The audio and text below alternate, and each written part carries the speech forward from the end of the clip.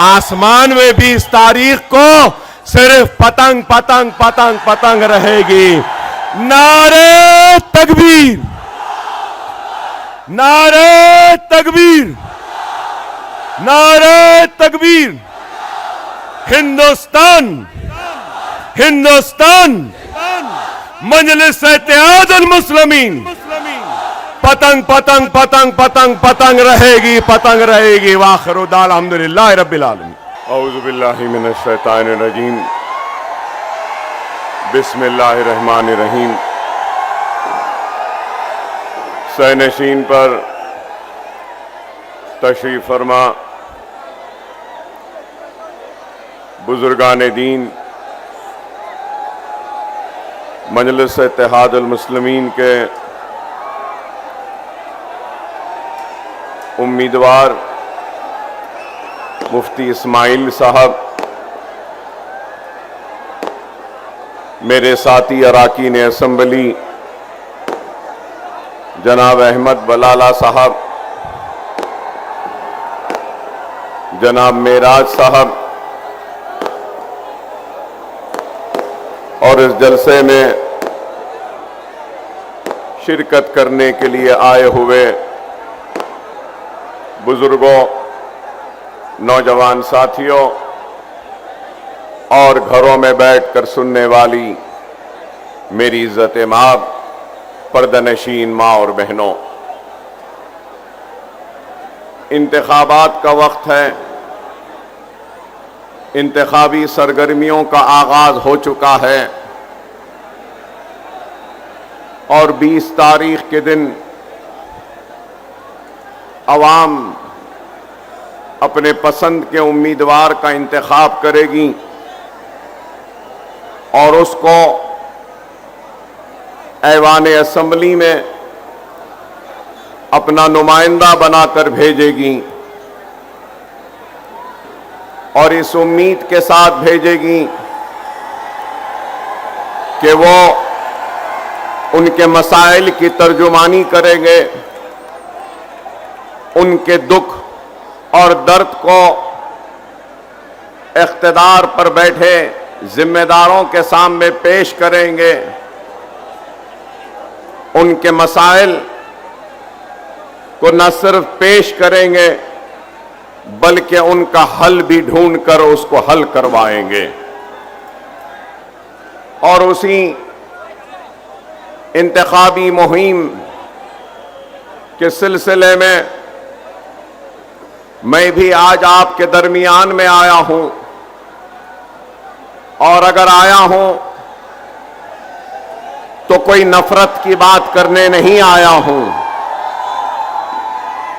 अगर आया हूं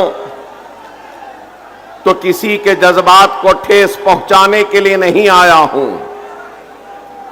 अगर आया हूं तो कोई नफरत की बात करने के लिए नहीं आया हूं।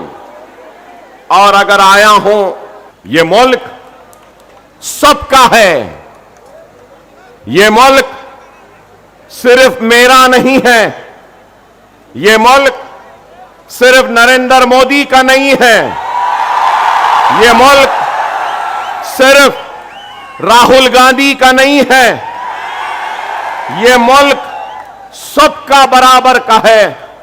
और इस मुल्क में रहने वाला इस शहर और इस मुल्क पर अपना हक उतना ही रखता है जो दूसरों का है। लेकिन अफसोस के साथ मुझे यह कहना पड़ता है कि आज हम मुसलमानों को इस मुल्क का शहरी कम बल्कि इस मुल्क के किराएदार की तरह देखा जा रहा है। हमको दूसरे दर्जे की शहरी की तरह देखा जा रहा है। मैं दूसरे दर्जे का शहरी नहीं हूं, मैं पहले दर्जे का शहरी हूं। मैं आज आपके सामने अगर आया हूं तो जवाब तलब करने आया हूं उन लोगों से जिन्होंने कभी नारा दिया था सबका साथ, सबका विश्वास। तो मैं पूछना चाहता हूं कि मुझे तुमने अपने साथ से महरूम क्यों रखा, मुझे अपने विश्वास से महरूम क्यों रखा, तुमने मुझे विकास से महरूम क्यों रखा। क्या मैं इस मुल्क का शहरी नहीं? आज अगर हम आते हैं आवाम के दरमियान में तो हम ऐसे सवालात करते हैं तो हमारे ये सवालात बुरे दिखते हैं। हिंदुस्तान का गरीब शहरी, चाहे वो हिंदू हो, मुसलमान हो, सिख हो, ईसाई हो या किसी भी मजहब से ताल्लुक रखने वाला हो, वो क्या चाहता है? इत्मीनान की सांस, इत्मीनान की नींद, 3 वक्त की रोटी नहीं तो 2 वक्त की रोटी, अपने बच्चों को पढ़ाने के लिए स्कूल, खेलने के लिए मैदान और फिर आगे पढ़ने के लिए कॉलेजेस और तालीम के बाद उस डिग्रियों के जरिए नौकरी चाहता है, खुशहाली चाहता है, तरक्की चाहता है। वही मैं भी चाहता हूं। मैं भी चाहता हूं कि मेरे घर महफूज रहे। मैं भी चाहता हूं कि मेरे बच्चों को पढ़ने के लिए स्कूल मिले। मैं भी चाहता हूं कि मेरे बच्चों को पढ़ने के लिए कॉलेजेस मिले। मैं भी चाहता हूं कि मेरे बच्चों को खेलने कूदने के लिए ग्राउंड्स मिले।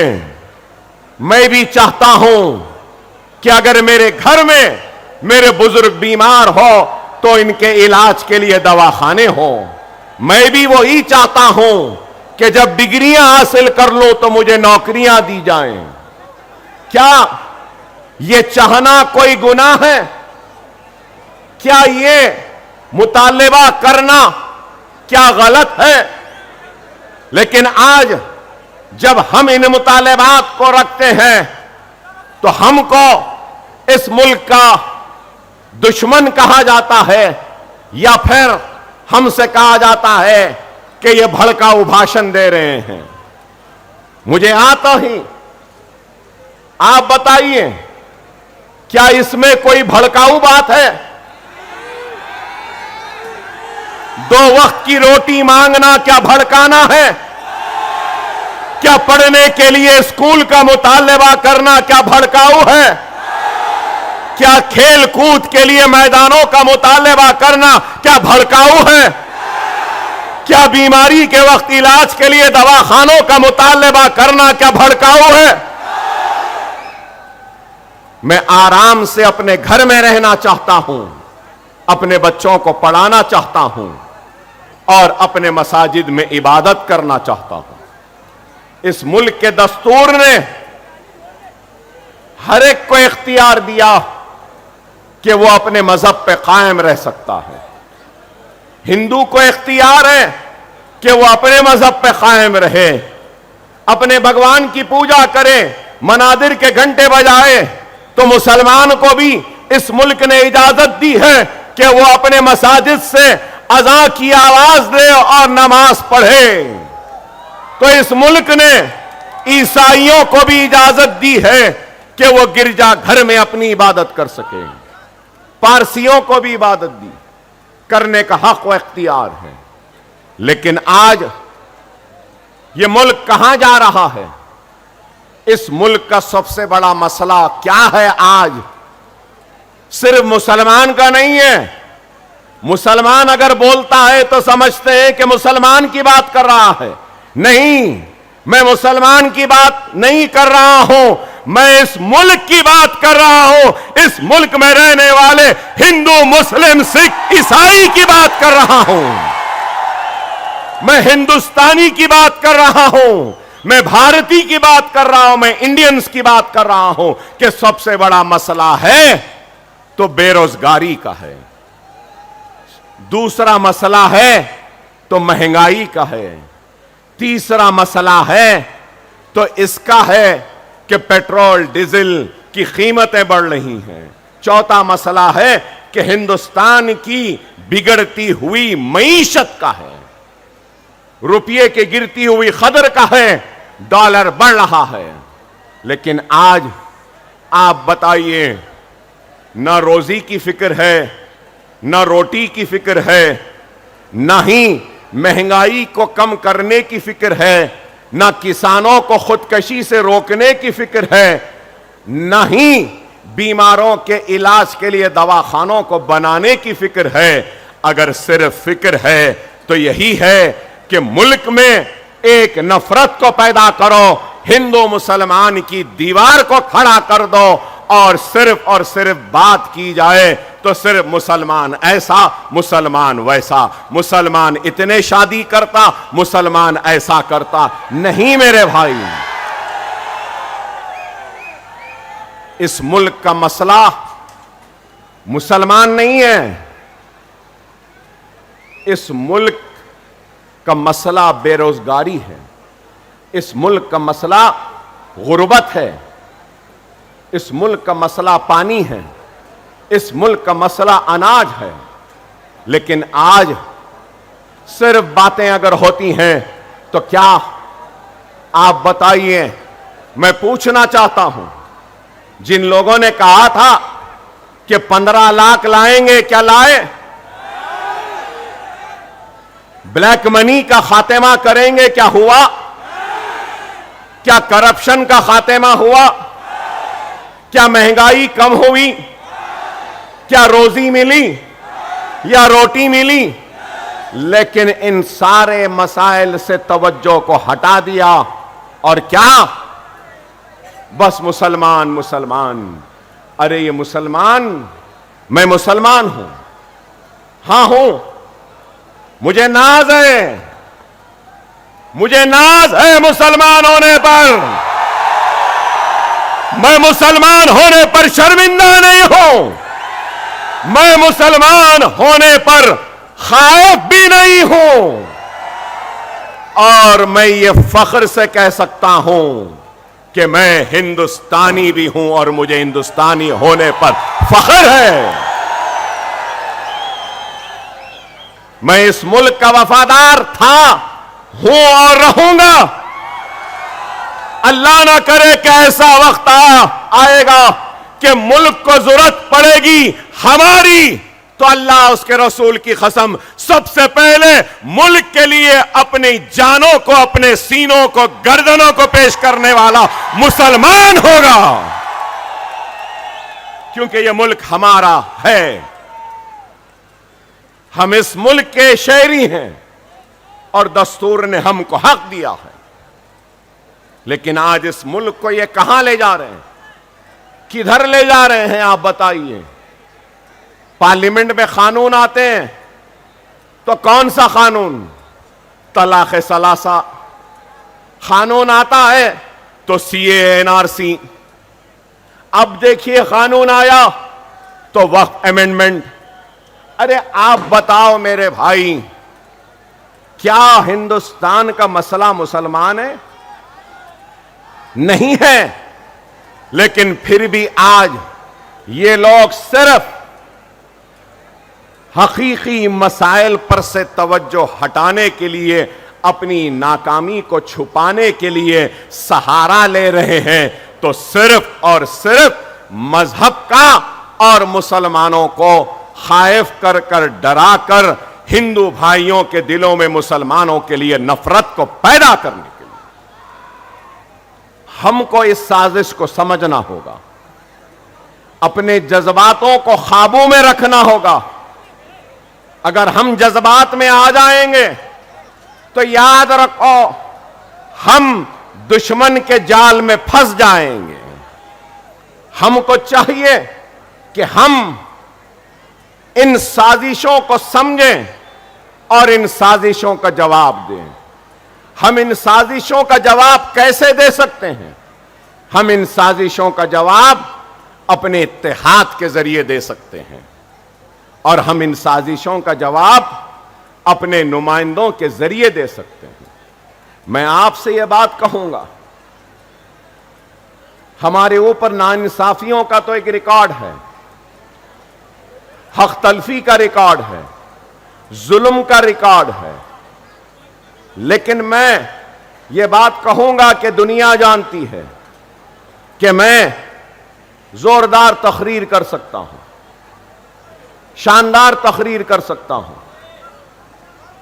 आपको अल्फाज और अपने खिताबत के सैलाब में बहा सकता हूं और इतनी जोरदार तकरीर करते जाऊंगा आपके आंखों से आंसू भी बहा सकता हूं, नारे तकबीर अल्लाहु अकबर की आवाज भी गुंजा सकता हूं, जज्बात में ला सकता हूं, लेकिन उसके बाद क्या होगा, मेरी आवाज और आपके जज्बात इन्हीं 4 गलियों में या इस शहर में दम तोड़ देंगी। लेकिन यही जज्बात, यही बेबाकी और यही बयानी अगर ऐवान असेंबली में होगी या ऐवान पार्लियामेंट में होगी तो इख्तिदार न सिर्फ सुनने पे मजबूर होगा, वो आवाज जो अगर यहां गूंजेगी तो यहां दम तोड़ देगी, लेकिन असेंबली व पार्लियामेंट में गूंजेगी तो सारे हिंदुस्तान को सुनाई देगी। नहीं सारे हिंदुस्तान बल्कि सारी दुनिया को सुनने पे मजबूर करेगी। इसलिए हमारी आवाज का ऐवानों में जाना जरूरी है, ऐवानों में पहुंचना जरूरी है। अगर हमारी आवाज ऐवान पार्लियामेंट या ऐवान असेंबली में नहीं होगी तो फिर क्या फायदा बताओ। हमारी आवाज अगर पार्लियामेंट में गूंजेगी, असेंबली में गूंजेगी तो हम अपने मसाइल को रख सकते हैं। यही है जमहूरियत का जश्न जो आज आप और हम मनाने के लिए है। तो बड़े ही सोच के साथ, समझदारी के साथ, दूरअंदेशी के साथ हमको अपने वोट का इस्तेमाल करना होगा। आज मुसलमान हैं, सारी दुनिया में मुसलमान हैं, सारी दुनिया में हिंदू हैं, सारी दुनिया में ईसाई हैं, पारसी हैं, मगर मैं ये बात कहूंगा कि आज मुसलमान के पास दौलत है, कहीं पर पेट्रोल की दौलत है तो कहीं पर सोने की दौलत है तो कहीं पर गैस की दौलत है। याद रखो मेरे हिंदुस्तान के प्यारे हिंदुस्तानी मुसलमानों, तुम्हारे पास पेट्रोल और सोने वो गैस से बड़ी दौलत है और वो दौलत तुम्हारा वोट है। इसको समझो, इसकी अहमियत को समझो, इसकी ताकत को समझो। अगर आज हम अपने वोट की अहमियत को नहीं समझेंगे और जमहूरियत का हिस्सा नहीं बनेंगे, अपने वोट का इस्तेमाल नहीं करेंगे, तो फिर हम कैसे पूछ सकते हैं कि हमारे साथ नाइंसाफी हुई? हम कैसे पूछेंगे कि हमारी हक तलफी हुई? खुदारा इस बात को समझो, हालात बड़े नाजुक हैं। आज मैं मजलिस इत्तेहादुल मुस्लिमीन के जिम्मेदार की हैसियत से आपके सामने हूं, तो मैं बताना चाहता हूं मजलिस इत्तेहादुल मुस्लिमीन क्या है। मजलिस इत्तेहादुल मुस्लिमीन हैदराबाद, तेलंगाना व आंध्रा के मुसलमानों के दिलों को फतेह करने में कामयाब हुई। तो क्यों हुई? क्या सिर्फ जज्बाती तकारीर से हुई या सिर्फ नारों से हुई? नहीं मेरे भाई, 70 बरस की जहद मुसलसिल का नतीजा है कि आज हमने हुकूमतों को मजबूर किया हमारे मसाइल को न सिर्फ सुनने के लिए बल्कि उनको हल करने के लिए भी। आज आप खुद गौर करो कि आज मैंने कहा आपसे कि एक गरीब क्या चाहता है, एक इंसान क्या चाहता है? स्कूल, ग्राउंड्स, खेलने के लिए कॉलेजेस। अरे आज अल्हम्दुलिल्लाह मजलिस इत्तेहादुल मुस्लिमीन का खुद का अपना मेडिकल कॉलेज है, मजलिस का खुद का अपना इंजीनियरिंग कॉलेज है, मजलिस का खुद का अपना MBA कॉलेज है, मजलिस का खुद का अपना MCA कॉलेज है, मजलिस का खुद का अपना फार्मेसी कॉलेज है, मजलिस का खुद का अपना आर्किटेक्चरल कॉलेज है, मजलिस का खुद का अपना नर्सिंग कॉलेज है, मजलिस का खुद का अपना 1-2000 बिस्तर का दवाखाना है, मजलिस का खुद का अपना 1500 बिस्तर का दवाखाना है, मजलिस का खुद के अपने स्कूल्स हैं, मजलिस के खुद के अपने बैंक्स हैं। आप बताओ ये काम कैसे हुआ? कैसे हुआ बताओ? आप बोलेंगे कि मजलिस सिर्फ जज्बाती बातें करती है। नहीं, हमने काम किया। और मैं कहना चाहता हूं कि हिंदुस्तान का वन ऑफ द बेस्ट नहीं तो कम से कम अच्छे कैंपसेस में अगर कोई है तो वो हमारा मजलिस का Deccan college of medical sciences का कैंपस है कि इतना है। और आपको ये भी बताता चलूं कि हमारे दवाखानों में जनरल वार्ड फ्री है, हमारे दवाखानों में नॉर्मल डिलीवरी फ्री है, हमारे दवाखानों में LACS मतलब कि अगर ऑपरेशन से बच्चा होता है तो सिर्फ 6000 रुपये में होता है, हमारे पास डायलिसिस 500 रुपये में होता है, हमारे पास CT स्कैन 500 रुपये में होता है। और मैं अपनी जात से लोग हैरत करेंगे कि हिंदुस्तान में कोई लीडर नहीं होगा। मैं खुद 10 स्कूल चलाता हूं जहां पर 25,000 बच्चों को मुफ्त तालीम दी जाती है। न सिर्फ ये, मेरे स्कूल्स में 10th की फ्री कोचिंग, PUC इंटरमीडिएट की फ्री कोचिंग, नीट की फ्री कोचिंग, नाटा की फ्री कोचिंग, लॉ सेट की फ्री कोचिंग, इंजीनियरिंग की फ्री कोचिंग। आपको सुन के हैरत होगी कि 40,000 बच्चों को मुफ्त तालीम का इंतजाम आज हैदराबाद में अकबरुद्दीन ओवैसी करवा रहा है। न सिर्फ ये, अब तक शहर हैदराबाद के 2.5 लाख खवातीन को हमने वोकेशनल की ट्रेनिंग दी। अगरबत्ती बनाना, मोमबत्ती बनाना, टोकरे बनाना, स्पोकन इंग्लिश, कंप्यूटर के classes, mehndi designing, beauty classes, fashion technology. अरे आप बताओ 2.5 लाख। न सिर्फ ये, बल्कि वो नौजवान जो माशी परेशानी की वजह से अपने तालीम को तर्क करता है, उसको हम ओपन स्कूल के जरिए 10th लिखाते हैं, ओपन स्कूल के जरिए 12th लिखाते हैं और ओपन यूनिवर्सिटी के जरिए हम उसको ग्रेजुएट भी बनाते हैं और उसको मास्टर्स में लेकर जाते हैं। क्या यह काम नहीं? अरे यह काम है। आप बोलेंगे कि अकबर साहब आपने तो यह काम किया और फिर रियासत में कैसा काम? आज मैं मजलिस इत्तेहादुल मुस्लिमीन का फ्लोर लीडर हूं। आपकी तवज्जो चाहता हूं यहां बैठे लोगों से। मैं जब पहली मर्तबा मजलिस का फ्लोर लीडर बना, कब? 2004 में। 2004 में जब फ्लोर लीडर बना तो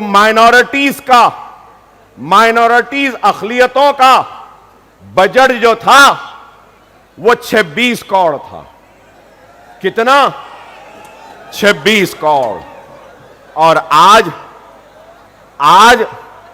मैं जिस रियासत से आया हूं वहां पे माइनॉरिटीज का बजट 3000 करोड़ का है। कितना? 3000। आप बताओ, क्या यह कारनामा नहीं है? आप यहां नौजवान खड़े हैं, हमारी रियासत में कोई भी नौजवान डॉक्टर बनना चाहे, इंजीनियर बनना चाहे, लॉयर बनना चाहे, एमबीए मास्टर्स करना चाहे या एमसीए करना चाहे या जो फार्मेसी करना चाहे या आर्किटेक्चर करना चाहे, वो सिर्फ इम्तिहान को क्वालिफाई कर ले और हुकूमत उसकी पूरी फीस देती है। क्या आपको मालूम 10 साल में कितने मुसलमान बच्चों को स्कॉलरशिप मिली? क्या आप जानते हैं? आपको सुनकर हैरत होगी, तेलंगाना में मुसलमानों की आबादी कितनी है? तेलंगाना में मुसलमानों की आबादी 50 लाख है। कितनी? 50 लाख। और महाराष्ट्र में मुसलमानों की आबादी कितनी है? 1 करोड़ 44 लाख। 1 करोड़ 44 लाख महाराष्ट्र में है, हमारे पास 50 लाख। आपको सुन के हैरत होगी, 10 साल में, सिर्फ 10 साल में 28 लाख मुसलमान बच्चों की स्कॉलरशिप हुकूमत ने अदा की है। 28 लाख। गौर करो, 3000 बच्चे ओवरसीज स्कॉलरशिप के जरिए London, America, Canada, New Zealand, Australia में जाते हैं और हुकूमत उनको 20 लाख रुपया देती है। कितना? 20 लाख रुपया देती है। प्लेन का टिकट देती है, हॉस्टल की फीस देती है और सेमेस्टर की फीस देती है। मास्टर्स करने के लिए गए हैं। न सिर्फ ये, मजलिस की नुमाइंदगी पर शादी मुबारक एक स्कीम का आगाज हुआ। आपको मालूम, अब तक 3 लाख मुस्लिम बच्चियों की शादियां हुई हैं। 1 लाख चिल्लर रुपया, 1,01,000 दिया जाता है। 3 लाख बच्चियों की शादियां हुई हैं शादी मुबारक में। क्या यह काम नहीं? अरे हमने काम किया। अरे आज आप बताओ। और फिर मैंने आपसे कहा कि 1 करोड़ 44 लाख मुसलमानों की आबादी है महाराष्ट्र में, तेलंगाना में 50 लाख। महाराष्ट्र का बजट, अगर मैं गलत हूं तो मुफ्ती साहब मुझे टोक सकते हैं, महाराष्ट्र का बजट, मुकम्मिल बजट 6,12,000 करोड़ का 6.12 लाख करोड़ का बजट है। मैं आपसे बताना चाहता हूं, तेलंगाना का बजट सिर्फ 2,91,000 का है। और फिर माइनॉरिटी वेलफेयर का बजट महाराष्ट्र में कितना है?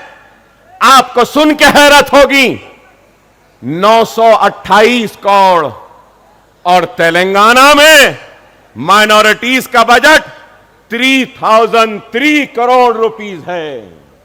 आप बताओ, 6 लाख करोड़ का बजट है, 1,000 करोड़ भी हमारा हिस्सा नहीं। तो क्या यह नाइंसाफी नहीं तो क्या इंसाफ है? आप बताओ। न सिर्फ ये, पोस्ट मैट्रिक स्कॉलरशिप के लिए महाराष्ट्र में सिर्फ 120 करोड़ है। महाराष्ट्र में पोस्ट मैट्रिक स्कॉलरशिप के लिए 120, और हमारी रियासत तेलंगाना में 420 करोड़ है। और वक्फ बोर्ड को जो ग्रांट दी जाती है महाराष्ट्र में 10 करोड़, तेलंगाना में जो ग्रांट दी जाती है वक्फ बोर्ड को वो 120 crore. Minority finance corporation 500 crore, यहां पे बैंक लिंक सब्सिडी है। बैंक लिंक है मतलब बैंक से लिंक है। हमारे पास 450 करोड़ है, कोई बैंक से लिंक नहीं है। एक ही वक्त दे देते हैं, वो ले लेता है, कारोबार करता है और अपनी रोजी रोटी को जमाता है। ये काम है। रेजिडेंशियल स्कूल्स, क्या यहां पे एक भी मुस्लिम रेजिडेंशियल स्कूल है? आपको सुन के हैरत होगी, एक भी महाराष्ट्र में मुस्लिम माइनॉरिटी रेजिडेंशियल स्कूल नहीं है। लेकिन मैं जहां से आया हूं वहां पर 950 मुस्लिम minority residential schools and colleges है। क्या यह काम नहीं? आप बताइए, उर्दू एकेडमी, मुफ्ती साहब आप खोलकर देखिए, यहां नौजवान हैं, यहां प्रेस वाले भी हैं। महाराष्ट्र उर्दू एकेडमी, आपके पास इंटरनेट है तो खोलकर देखिए। नाम तो उर्दू एकेडमी है, लेकिन उर्दू एकेडमी उर्दू में नहीं है, मराठी में है लिखा हुआ। उसका वेबसाइट खोलिए, वाहरे उर्दू एकेडमी, नाम तो उर्दू एकेडमी का है, लेकिन उर्दू में वेबसाइट भी नहीं है, लिंक भी नहीं है। और फिर यहां उर्दू एकेडमी को कितने देते हैं? 2 करोड़। हमारी रियासत में 12 करोड़। चलिए, रमजान में हम रोजा रखते हैं ना, हमारी रियासत में रमजान में मुसलमानों में 68 करोड़ रुपया बांटा जाता है।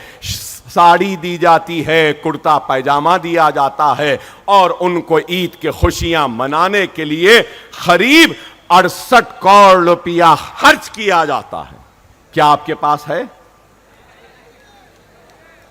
चलिए ये छोड़ दीजिए, मुफ्ती साहब हैं, मजहबी हैं, यहां पे मसाजिद होंगे, है ना? मसाजिद तो है, मसाजिदों में इमाम भी है, मौजनीन भी है। हमारे पास 17,000 इमाम और मौजनीन को हर महीना 5,000 रुपया दिया जाता है। आप बताओ, क्या यहां के एक इमाम को, एक मौजन को सरकारी खजाने से 1 रुपया भी दिया जा रहा है? अरे ये हमारा काम है। और ये काम किसने करवाया? ये काम मजलिस इत्तेहाद अल मुस्लिमीन ने करवाया। अरे हम सिर्फ हुकूमतों का इंतजार नहीं करते, अपने बलबूते से भी जो होता है वो करते हैं। ये काम है, और हम चाहते हैं कि यही काम महाराष्ट्र में हो। तो महाराष्ट्र में हो तो अब यहां बैठे लोग बोलेंगे, अकबर साहब आप वहां पे करें ना, यहां पर भी करिए। नहीं, मैं अगर आज आया हूं तो अकबरुद्दीन ओवैसी और हैदराबाद की मजलिस जैसी उस मजलिस को यहां बनाने आया हूं, और अकबर ओवैसी जैसे काम करने वालों को पैदा करने के लिए आया हूं। आपका काम है, आपको चाहिए, अगर इखलास होगा, नेक नियति होगी, और काम करने का जज्बा होगा, और तुम्हारे खिदमात में बेगर्जी अगर होगी, तो जरूर यह काम यहां पर भी हो सकता है। क़यादतें आसान नहीं होती, क़यादत करना बड़ा कांटों का ताज है, आसान नहीं होता। अगर क़यादत करना है तो पहले बेगर्ज बनो, मुखलिस बनो, मोहसिन बनो, दर्द को समझने वाला बनो, और गरीब की तकलीफ को समझने वाला बनो, तो जब जाकर तुम कामयाब होगे और कुछ कर सकोगे। यही है, और कुछ नहीं है।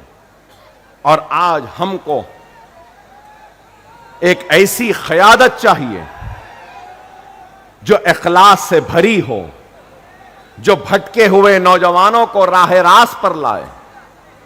नौजवानों के जोश की मैं कदर करता हूं, सलाम करता हूं आपके जोश को, आपकी मोहब्बत को सलाम करता हूं, कदर करता हूं। आपकी मोहब्बत का एहतराम करता हूं, लेकिन यह बात जरूर कहूंगा कि अपने सीनों में ईमान को जिंदा रखो, ईमान को मरने न दो। दुनिया के पीछे न दौड़ो, आखिरत की फिक्र करो। यह दुनिया फानी है, यह दुनिया हसीन है, दुनिया जमील है, दुनिया खूबसूरत है, लेकिन याद रखो यह दुनिया खत्म होने वाली है।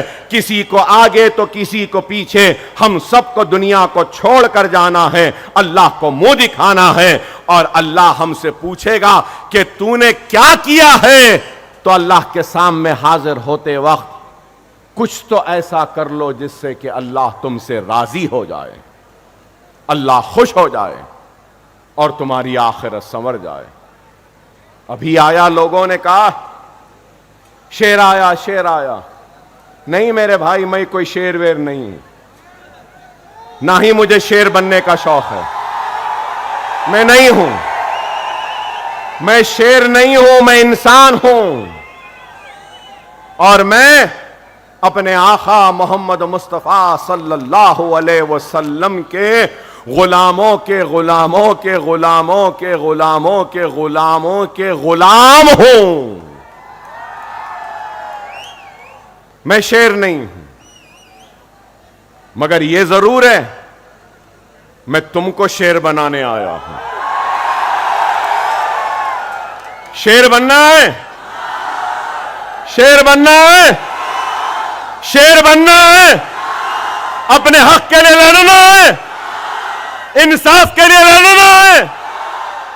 तो आसान है, आसान है। क्या है बोलूं? बोलूं क्या है? अमल करोगे? वादा है, वादा है, करोगे? नमाज के पाबंद बन जाओ, कुरान को पढ़ो, सुन्नत रसूलुल्लाह पे अमल करो, यतीमों के सर पर हाथ रखो, बेवाओं की मदद करो, जुल्म के खिलाफ आवाज बुलंद करो, अपने गुनाहों से तौबा करते हुए अपने रूठे हुए अल्लाह को मना लो। तुम शेर बन जाओगे और तुम शेर के सामने दुनिया की कोई ताकत तुमको कमजोर नहीं कर सकती। यह हमारे ईमान की ताकत है। खुदारा समझो, समझो इस बात को। जज्बाती तकारीर मैं नहीं करूंगा आज, मैं सिर्फ अपनी कौम को समझाने आया हूं। अपने वजूद को समझो, अपने वजूद को समझो। अगर मैंने ये सारे कौड़ा रुपये की बात कही,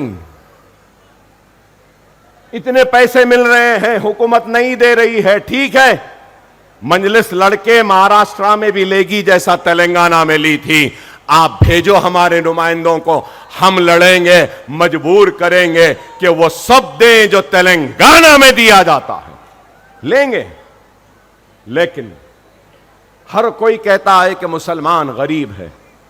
बेशक गरीब है, बेशक गरीब है, पिछड़ा हुआ है, पसमानदा है, सबसे पीछे है, लेकिन हमारे पास एक बहुत बड़ी दौलत है जो किसी के पास नहीं, और वो दौलत ईमान की दौलत है, वो ताकत कलमे की ताकत है, ला इलाहा इल्लल्लाह मुहम्मदुर रसूलुल्लाह। ये बहुत बड़ी ताकत है। कई उलमाओं ने अपनी किताबों में लिखा है कि अगर कोई कलमा पढ़ ले सदके दिल, सच्चे दिल से, तो ला इलाहा इल्लल्लाह मुहम्मद रसूलुल्लाह कलमा पढ़ते पढ़ते समुंदर को भी पार कर सकता है। अरे ये ताकत है, ये ताकत है तुम्हारे पास। अरे इस ताकत को समझो, अपने जिंदगियों में तब्दीली लाओ, अपने जिंदगियों में एक तब्दीली लाओ। खुदारा ये इलेक्शन तो आते रहेंगे, जाते रहेंगे, अपने जिंदगियों में इस्लाह लाओ, गुनाहों से परहेज करो, हराम से परहेज करो, नेकी को इख्तियार करो, मसाजिदों का आबाद करो। अगर मसाजिद आबाद रहेंगी तो कोई तुम्हारे मसाजिदों पे बुरी नजर उठाना का सोचेगा भी नहीं।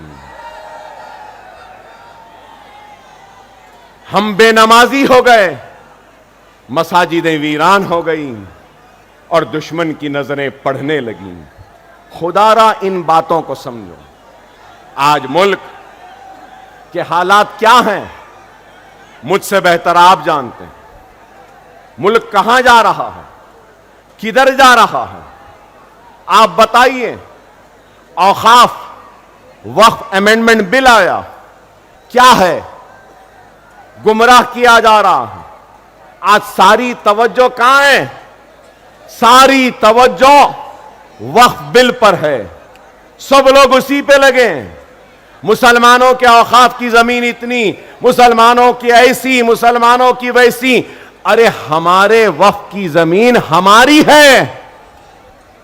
हमारे आबा व अजदाद, हमारे बड़ों ने, हमारे बुजुर्गों ने वक्फ किया है, एक मकसद के लिए वक्फ किया है। तो यतीमों के लिए, यसीरों के लिए वक्फ किया है, बेवाओं के लिए वक्फ किया है, बीमारों के इलाज के लिए वक्फ किया है, तो तालीम के लिए, भाई मकासद के लिए किया है। लेकिन आज इनको फिक्र है तो वो जमीन छीनने की। आप बताइए, हमारे ईमान का एक हिस्सा है वक्फ, और आज वक्फ बिल जो आया है, उस वक्फ बिल में कहते हैं कि वक्फ बोर्ड में गैर मुस्लिम भी होगा। क्या हिंदू एंडोमेंट में क्या नॉन हिंदू होगा? अरे हिंदू को मालूम कि हिंदू की पूजा कैसे की जाती है, हिंदू को मालूम कि मनादिर में किस तरीके से पूजा होनी चाहिए, क्या करना चाहिए। वैसा ही मुसलमान को मालूम कि मस्जिद में कैसा होना है, दरगाह में कैसा होना है। आप बताओ, यहां पे ठहरे और इस मजमे में मौजूद मेरे हिंदू भाइयों से भी मैं पूछूंगा, आपके मजहब के बारे में, या मीडिया में भी हिंदू भाई होंगे, उनसे कहूंगा आपके हिंदू मजहब के बारे में आप बेहतर जानेंगे या मुसलमान बेहतर जानेगा? एक हिंदू मजहब के पूजा किस तरीके से हो, एक पुजारी बेहतर जानेगा या एक मुसलमान जानेगा? मगर आप देखो किस तरीके से आज हरासा व परेशान किया जा रहा है। क्या है, किधर है? आप को गौर और फिक्र करनी चाहिए। अब मैं आया, जैसे आते ही पुलिस वालों ने मुझे एक नोटिस दे दी, कहा कि अकबर साहब आप इस पे दस्तखत कर दें। चलिए मैं कर देता हूं कि आप शहर की पुरअमन फिजा को नहीं बिगाड़ेंगे। क्या अब तक मैंने कोई ऐसी बात कही जिससे कि शहर का अमन मुतासिर हो? ठीक है, दे दिए, ले लिया। ये कानून के मुहाफिजीन हैं, मैं कानून बनाने वाला हूं। तो कानून का एहतराम करना मेरी जिम्मेदारी, कानून का इतलाक करना इनकी जिम्मेदारी। इन्होंने इनकी जिम्मेदारी निभाई, मैं अपनी जिम्मेदारी निभा रहा हूं। लेकिन मैं ठहर कर सवाल तो कर सकता हूं ना। रसूलुल्लाह सल्लल्लाहु अलैहि वसल्लम की शान में एक शख्स ने मुसलसिल गुस्ताखी की, मुसलसिल हमारे दिलों को ठेस पहुंचाई, हमारे आका के का गुस्ताखियों का सिलसिला जारी रखा, और उस शख्स पर आज तक भी उस शख्स की ना गिरफ्तारी हुई, ना वो जेल में गया, ना उसको पुलिस पकड़ी। मगर मैं मुसलमान मालेगांव को आया तो नोटिस मिल गई। क्या यह इंसाफ है? क्या यह इंसाफ है? अरे इंसाफ का तकाजा है कि हर वो शख्स जो मजहबी मुनाफरत फैलाता है और हिंदू मुसलमान के बीच में तफरीका डालता है, उनको बांटता है, उनको लड़ाता है, हुकूमत को और पुलिस को चाहिए कि ऐसे लोगों को गिरफ्तार करे और जेल में डाल दे ताकि हिंदू और मुसलमानों के बीच में कोई दीवार ना पैदा हो।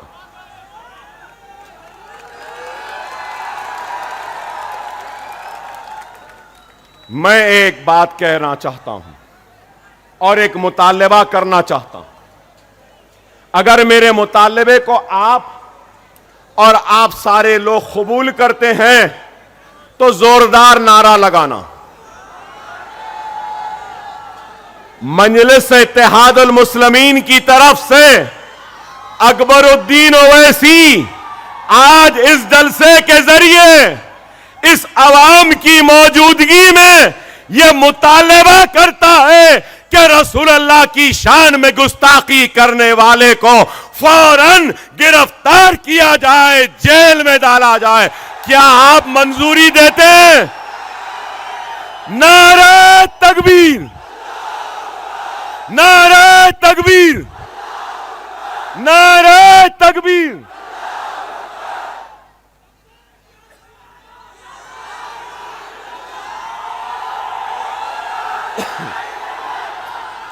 हमें यकीन है, हमें यकीन है कि मुल्क का कानून जरूर रसूलुल्लाह की शान में गुस्ताखी करने वाले को पकड़ेगा। मुझे यकीन है कि जिस तरीके से ये सच्चे बहादुर जवां मर्द पुलिस वालों ने जो मुझे नोटिस दी है, यही सच्चे जवां मर्द ईमानदार पुलिस ऑफिसर अपनी ड्यूटी करेंगे और वो गुस्ताख को भी पकड़ कर लाएंगे, मुझे यकीन है। अब वक्त बताएगा, वक्त फैसला करेगा। हम जानते हैं। और फिर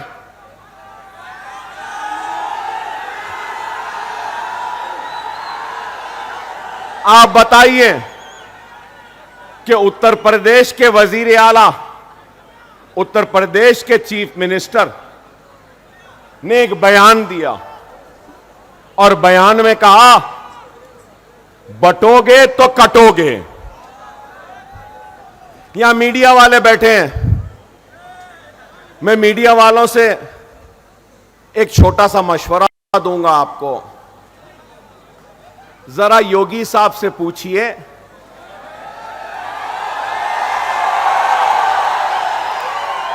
कि योगी साहब ने किसके बटने की बात की, किसके कटने की बात की। मिस्टर योगी किससे मुखातिब हैं? बटोगे किससे कह रहे हैं? कटोगे किससे कह रहे हैं? जरा पूछो ना भाई। मैं ये समझता हूं कि अगर हिंदुस्तान में हिंदू, मुस्लिम, सिख, ईसाई, पारसी अगर बटेगा तो हमारा मुल्क कमजोर होगा। अगर हम सब एक रहेंगे, हिंदू, मुस्लिम, सिख, ईसाई, तो वो दिन दूर नहीं कि हिंदुस्तान दुनिया का सुपर पावर बन जाएगा। सही है या गलत? पता नहीं ये योगी किसके बटने की बात कर रहे हैं, किसके कटने की बात कर रहे हैं। कटवाने की सियासत करने वाले आज बांटने और कटाने की बात कर रहे हैं। बुलडोजर की सियासत करने वाले आज ये बात कह रहे हैं। मॉब लिंचिंग, लव जिहाद के नाम पर काटने वाले ये बात कह रहे हैं। और यही लोग हैं जो मुल्क को कमजोर कर रहे हैं। आप बताइए, दाढ़ी है तो मारते हैं, सर पे टोपी है तो पीट देते हैं, चेहरे पे सुन्नत है तो ट्रेन में गोलियां मार दी गई। क्या सजा है, क्या है गुनाह?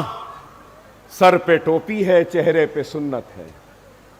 गोश है तो नई बीफ है, कह दिए मार दिए। Mob lynching.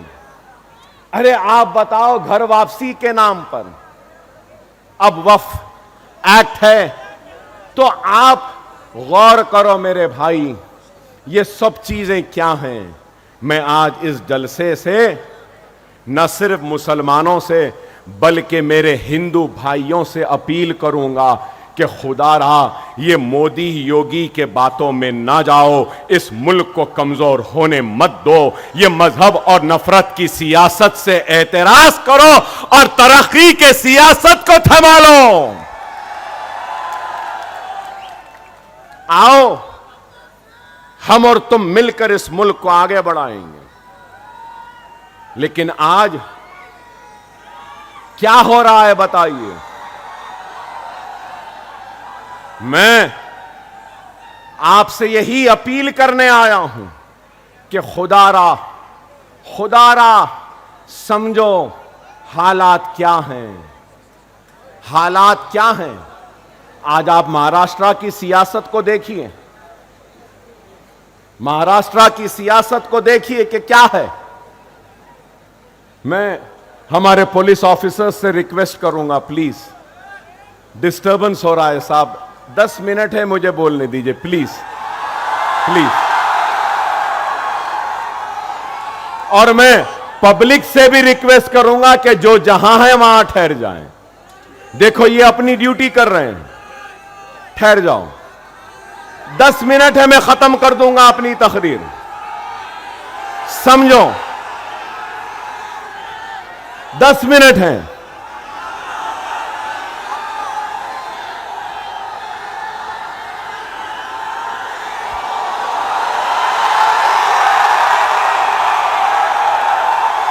मैं समझ गया आप क्या बोल रहे हैं, मैं समझ गया आप क्या कह रहे हैं। इंशाअल्लाह फिर आऊंगा और फिर उस पर भी बात करूंगा। मगर मैं आपसे यह बात कहना चाह रहा था कि आप देखिए कि कितनी पार्टियां हैं। आज से 5 बरस पहले बीजेपी थी, शिवसेना थे, दोनों मिलकर इलेक्शन लड़े। कांग्रेस थी, एनसीपी थी, समाजवादी भी थी, मजलिस भी थी। और आज एनसीपी के 2, शिवसेना के 2, और उसके बाद में कांग्रेस भी है, उसके बाद सब हैं। इलेक्शन से पहले मिस्टर मोदी और मिस्टर उद्धव ठाकरे मिलकर इलेक्शन लड़े ना। इलेक्शन के बाद मिस्टर ठाकरे अलग हो गए, मिस्टर मोदी अलग हो गए, और मिस्टर ठाकरे मिस्टर पवार से मिल लिए, और मिस्टर ठाकरे उसके बाद में फिर मिस्टर राहुल गांधी से भी मिल लिए ना। एक सियासी जमात आती है तो उसकी एक आइडियोलॉजी होती है, एक उसकी सोच होती है, फिक्र होती है। ठीक है, मैं आइडियोलॉजी से इत्तेफाक नहीं करता। किसी की हिंदुत्व की आइडियोलॉजी, किसी की सोशलिज्म की आइडियोलॉजी, किसी की सेकुलरिज्म की आइडियोलॉजी, किसी की कैपिटलिज्म की आइडियोलॉजी। क्या इस बात से कोई इनकार कर सकते हैं कि बाल ठाकरे, उद्धव ठाकरे और शिवसेना की आइडियोलॉजी हिंदुत्व की है या नहीं? मीडिया वालों से भी पूछूंगा, है ना? ठीक है भाई, वो उनकी आइडियोलॉजी है। कांग्रेस की आइडियोलॉजी क्या? सेक्युलरिज्म बोलते हैं, अंदर से तो कुछ और उनकी आइडियोलॉजी है। तो अब सवाल यह है कि हिंदुत्व आइडियोलॉजी आज सेक्युलर आइडियोलॉजी के साथ है। तो उद्धव ठाकरे ने राहुल, प्रियंका, सोनिया गांधी और मल्लिकार्जुन खड़गे और पूरे कांग्रेसियों को क्या हिंदुत्व की आइडियोलॉजी का सबक पढ़ाने में कामयाब हो गए और गांधीयों ने हिंदुत्व की आइडियोलॉजी को कबूल कर लिया कि उद्धव ठाकरे से हाथ मिला लिया? जवाब है? कोई जवाब है? नहीं है। मिस्टर मोदी हिंदुत्व के चैंपियन, मिस्टर योगी हिंदुत्व, खैर उनकी आइडियोलॉजी है, उनकी आइडियोलॉजी है, मुबारक उनको। और मिस्टर मोदी ने क्या कहा? ना खाऊंगा ना खाने दूंगा, 15 लाख वापस लाऊंगा, करप्शन का खात्मा करूंगा, डिमोनेटाइजेशन। अरे वाह, क्या बातें थे मिस्टर मोदी के कि अजीत पवार शरद पवार को छोड़ दिए और करप्शन से ये मिस्टर मोदी योगी हाथ मिला लिए। गई। अब आप देखो क्या है। और फिर गारंटीज का वक्त आ गया। कोई 5 गारंटी, कोई 6 गारंटी। कांग्रेस शायद आज ऐलान करने वाली थी उनका मैनिफेस्टो। हमारे रियासत में भी कई गारंटीज दिए हैं। ऐसी गारंटी है कि बोलते ना वो नाना की दुकान पे मामू की फातिहा, वैसा हिसाब है। ये दे देंगे, वो दे देंगे, ये दे देंगे। बहरहाल वो गारंटियां पूरे नहीं हुए। अब ये गारंटी कौन लेगा? इलेक्शन के बाद क्या पवार ठाकरे के साथ रहेंगे या शिंदे के साथ जाएंगे? ये गारंटी कौन लेगा? क्या शिंदे पवार के साथ रहेंगे या फिर गांधीयों के साथ चले जाएंगे? गांधी क्या गारंटी लेंगे कि वो बीजेपी के साथ नहीं जाएंगे? अरे ये इसकी सियासत में, महाराष्ट्र की सियासत में ना कोई आइडियोलॉजी रही, ना कोई उसूल रहे, ना कोई अक़दार रहे, कुछ नहीं रही। सिर्फ इख्तिदार की कुर्सी होना है। याद रखो, याद रखो, हमारा कोई नहीं है, सिर्फ हम वोट बैंक की तरह इस्तेमाल करते हैं। हमारे पास अपनी आवाज नहीं थी, अपनी जमात नहीं थी। अब आपकी जमात मजलिस है, जिसकी आइडियोलॉजी है आपकी खिदमत, आपकी आवाज, आपकी इज्जत, आपका वक़ार, आपकी शरीयत की हिफाजत, आपके औकाफ की हिफाजत, आपके हक की लड़ाई लड़ना। खुदारा मेरी बात को समझो, मेरी बात को समझो। महाराष्ट्र सियासी मेस में है। मेस कहूंगा, पॉलिटिकल मेस है। यह सुनहरी वक्त है। यहां पे कई किसान होंगे, यहां पे कई किसान होंगे। एक वक्त बीज बोने का होता, दूसरा वक्त फसल को तैयार करने का होता, तीसरा वक्त फसल तैयार होती है, चौथा वक्त फसल को काटने का होता है। याद रखो मेरे प्यारे भाइयों, ये फसल बोने का वक्त नहीं है, फसल काटने का वक्त है। समझो मेरी इस बात को। अगर मजलिस के 5 या 7 एमएलए आ गए ना 16 में से, तो मेरी इस पेशन गोई को याद रख लो, तुम्हारी और हमारी के मर्जी के बगैर कोई तख्त पे नहीं बैठ सकता।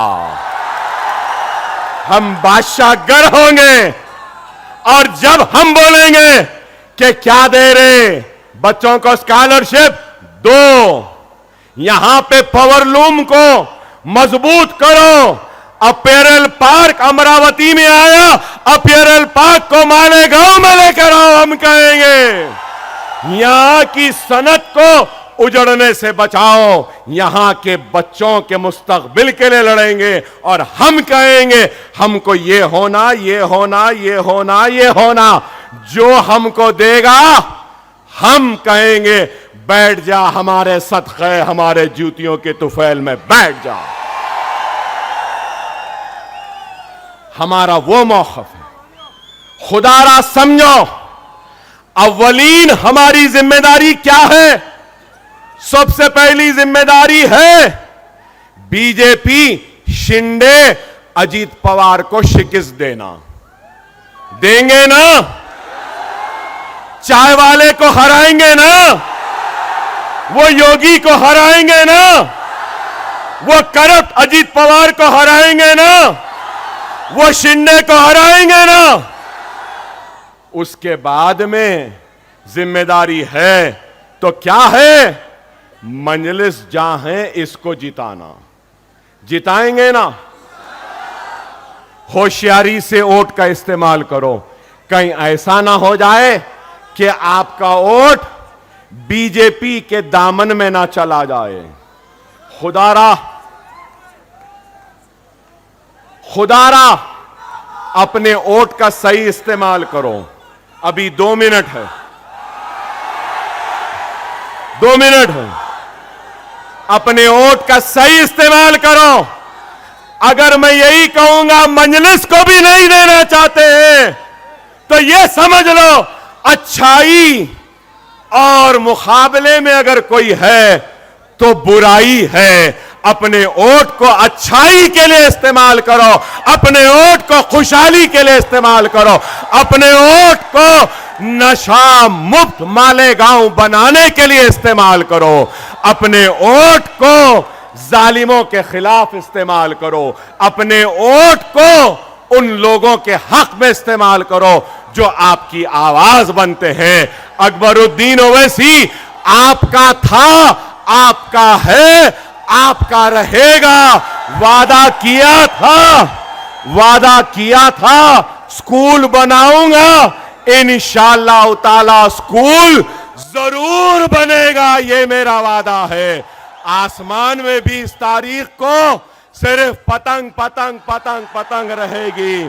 नारे तकबीर, नारे तकबीर, नारे तकबीर। हिंदुस्तान, हिंदुस्तान, मजलिस इत्तेहादुल मुस्लिमीन। पतंग पतंग पतंग पतंग पतंग रहेगी, पतंग रहेगी। वाखिर दाल अल्हम्दुलिल्लाह रब्बिल आलमीन।